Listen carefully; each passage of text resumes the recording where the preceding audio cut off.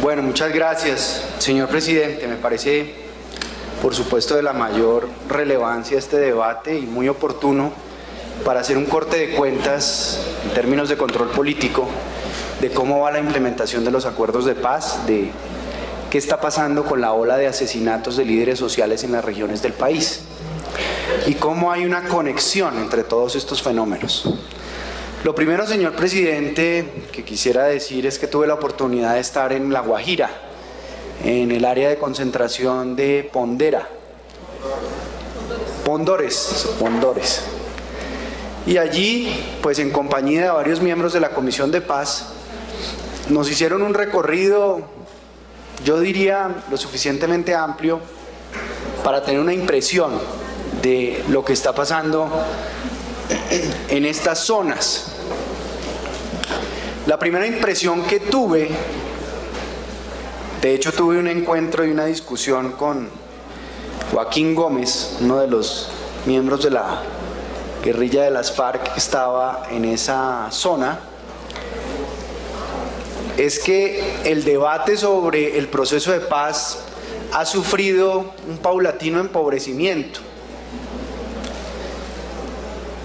Se ha ido convirtiendo en un debate jurídico y luego en un debate logístico. El intercambio que tuvimos con los miembros de la guerrilla, ahí en esa área, que nos sentamos en una mesa como redonda, donde estaba, repito, Joaquín Gómez, él nos hablaba de una gravilla que no había llegado al área de concentración. Y entonces cada vez que llovía eso se volvía un lodazal y los guerrilleros y las personas que están acantonadas en esa área de concentración veredal tenían que caminar entre el lodo, entre el barro. Y nos hablaba de unas mangueras que no le habían llegado. Uno esperaba, no sé, un diálogo distinto sobre temas del proceso de paz, sobre los cuales los territorios y las comunidades están expectantes. Principalmente dos puntos del acuerdo que son trascendentales a mi juicio y que por eso creo que fueron incluidos en la agenda de discusión y de negociación del proceso de paz, que fueron el punto agrario y el punto de participación política. Dos puntos que están como en el olvido. Bueno, el punto de participación política, pues se habla un poco más de ese punto. Se habla de la reforma política, de los cambios que hay que hacer al sistema electoral colombiano para poder garantizar más espacios de participación, especialmente de los grupos minoritarios, la carta que le enviaron los partidos minoritarios al presidente de la República haciéndole unos comentarios sobre lo contenido en el informe de la misión electoral y la propuesta que ellos tienen en relación con la reforma política.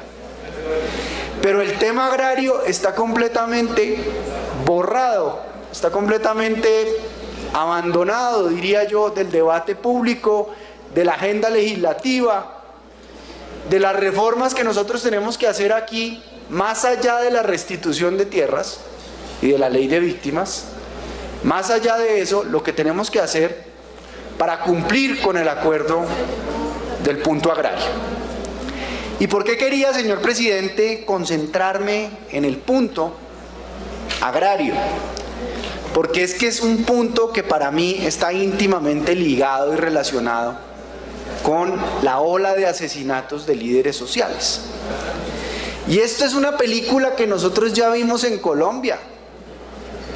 Doctor Rafael Pardo, usted la vio desde el gobierno de Barco, la vio en el gobierno Gaviria, la ha visto a lo largo de los últimos 25 o 30 años en que usted ha estado actuando desde el Plan Nacional de Rehabilitación como ministro de Defensa. Usted ya ha visto esta película.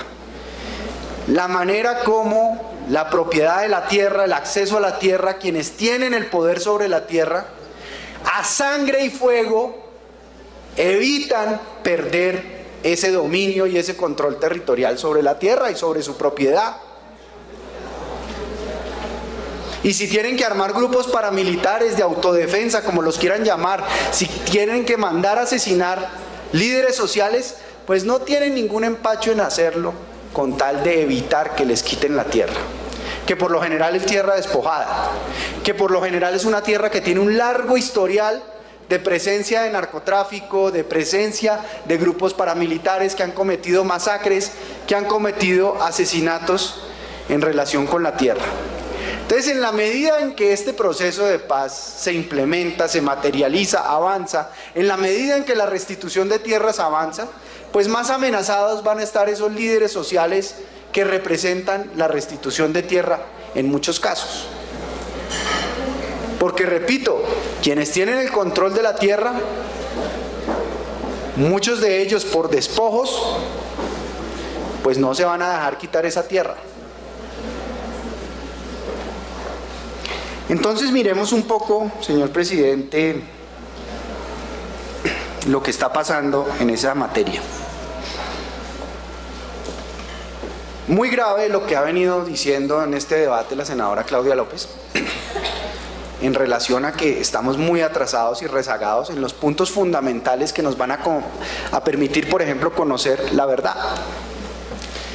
Ese es un punto de partida definitivo para romper este círculo vicioso histórico de la historia colombiana que se recicla y que se repite con otros nombres, con unos actores poco distintos, pero que en sus orígenes tiene la misma razón de ser, los mismos modus operandi, los mismos motivos para darse.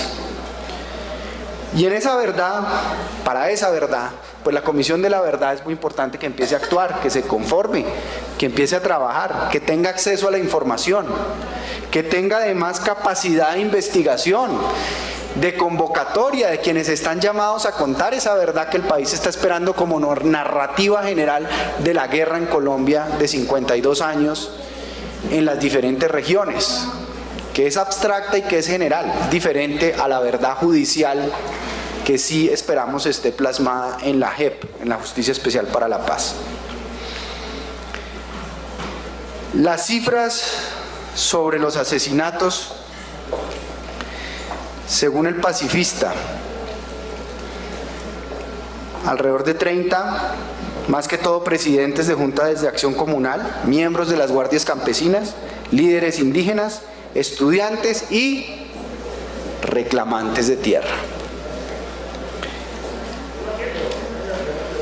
Y lo grave, lo más grave frente a asesinatos de líderes sociales es que la formación de un líder social no se da por generación espontánea. Un líder social se forma en su comunidad, en la presencia dentro de su comunidad, en su capacidad de liderazgo de su comunidad durante varios años.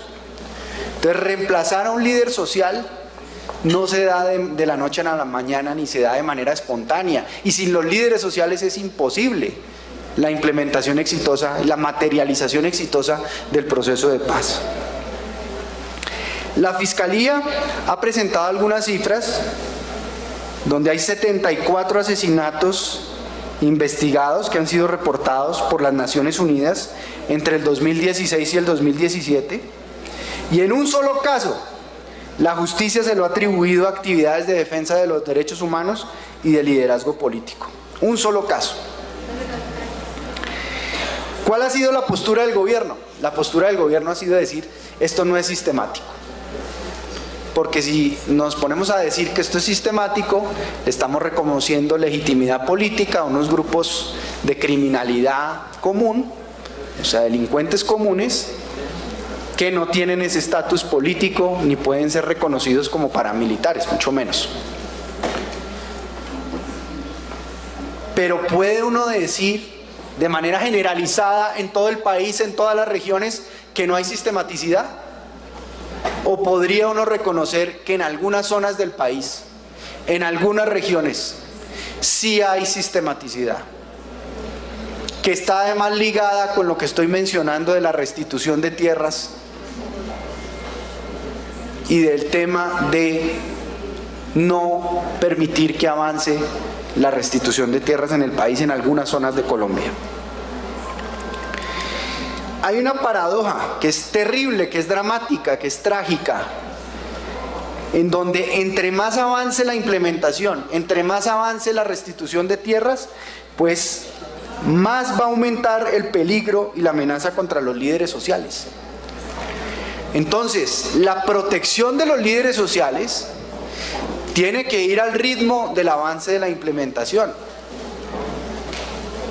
Inclusive, senadora Claudia López, una prueba o un indicador para medir si la implementación y la restitución de tierras está avanzando es que avance el número de amenazas contra líderes sociales, porque eso quiere decir que hay una reacción de quienes tienen las tierras, que no se las quieren dejar quitar y que están dispuestos a amenazar y asesinar a quien se les cruce por delante en su interés de mantener una tierra que ha sido despojada.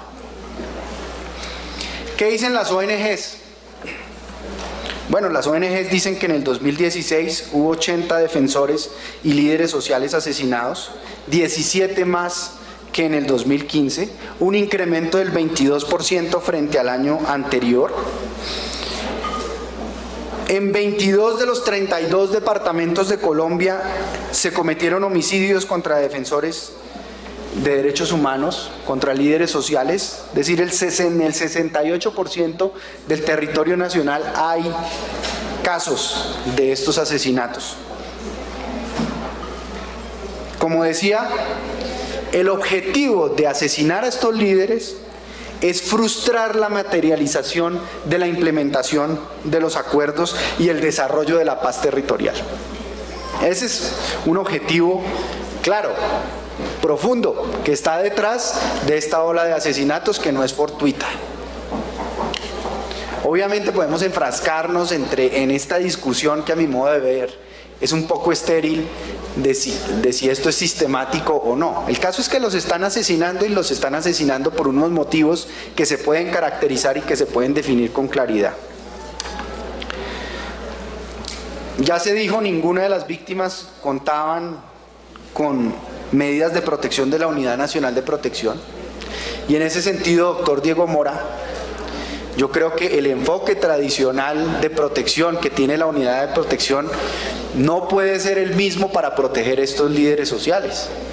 Es decir, el enfoque y el diseño de unas medidas de protección comunitarias, de unas medidas adaptadas, adaptables a la situación de esos territorios rurales, de esos líderes en esas zonas, tiene que modificarse al esquema que usted lleva y que está acostumbrado a llevar por la institución que maneja, que son esquemas de protección típicamente definidas para zonas urbanas, para ciudades.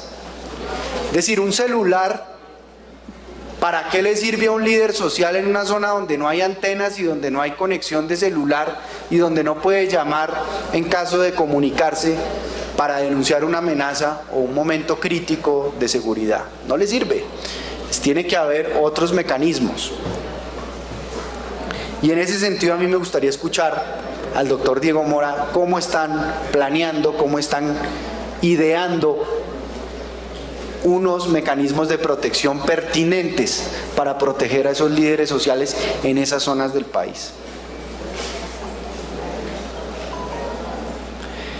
De los 80 defensores asesinados en 2016, solo en 10 casos, el 13% había denunciado amenazas antes de su asesinato. Y un tema que es grave, señor presidente, es que el gobierno no se ha dado a la tarea de tener un sistema de información propio, con unos registros y unas caracterizaciones adecuadas para saber estas muertes, por qué se están presentando, dónde se están presentando, si realmente tienen esa sistematicidad o no detrás. Y pues si el Estado no cuenta con ese sistema, pues también es muy difícil tomar medidas, porque si no se cuenta con un registro, con una caracterización, con una información, es muy difícil tomar medidas de protección. Las fuentes de información del propio gobierno son las ONGs, es Naciones Unidas, las agencias internacionales y movimientos sociales. Esa es la fuente de información que tiene el gobierno nacional y el Estado en este momento. ¿Qué dice Naciones Unidas? Pues Naciones Unidas lo que ha venido diciendo es que hay una coincidencia obvia entre la salida de las FARC de algunos territorios históricos que ocupaban y la ola de asesinatos de estos líderes que quedan en esos territorios. Que tiene que haber además una acción mucho más integral de parte del Estado para la protección de estos líderes y estos defensores. Esto no puede ser solamente la Fiscalía, la Fuerza Pública y la Unidad Nacional de Protección.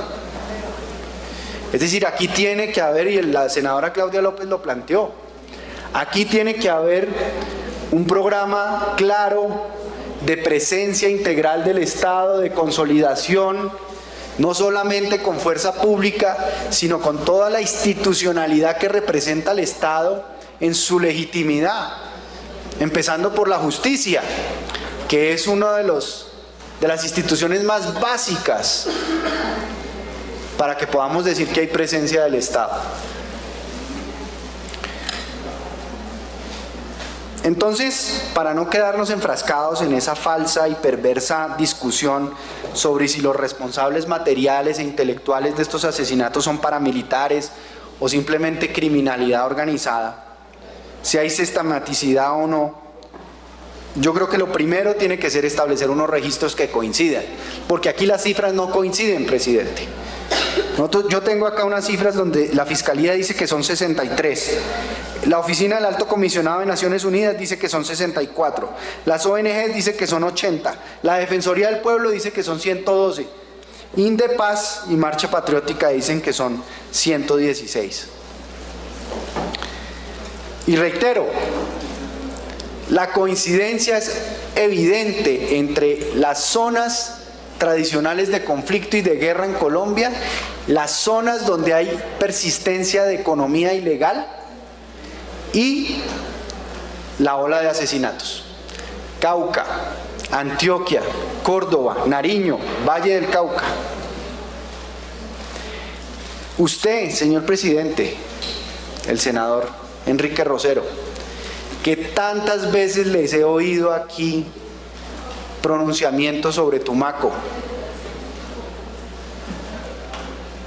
Tumaco sí que es un extracto de la problemática que en este momento se está viendo en el país, de violencia, donde opera el narcotráfico, donde opera delincuencia común, donde está, según nos dijo el fiscal la semana pasada, el cartel de Sinaloa actuando con el cartel del Golfo y con todo tipo de grupos de narcotráfico y de crimen organizado que están operando en esta zona.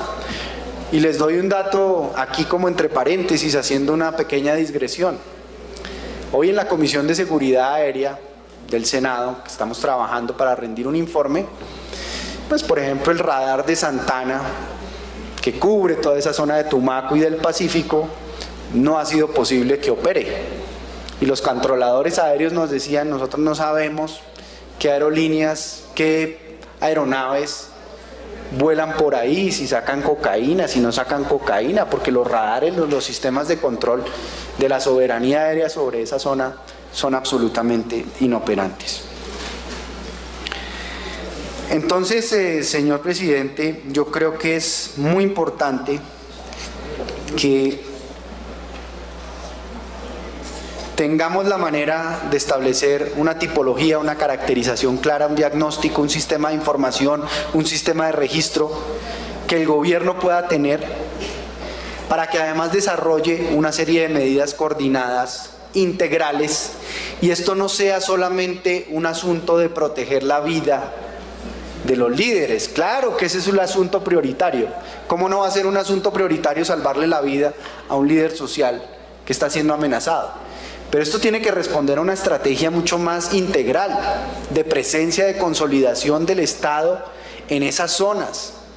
Y en eso, pues yo celebro que el doctor Rafael Pardo esté acá como alto consejero ministro del posconflicto, para darle esa noción integral a la presencia del Estado y de esa manera evitar que se sigan presentando los asesinatos, para hacer viables las economías legales en esas zonas de economías ilegales y de presencia histórica del conflicto, con sustitución de cultivos, pero con toda otra serie de medidas de generación de riqueza, de emprendimiento, de posibilidades de desarrollo y de crecimiento para las poblaciones y los territorios de esas zonas históricamente dominadas por la guerra y por el conflicto.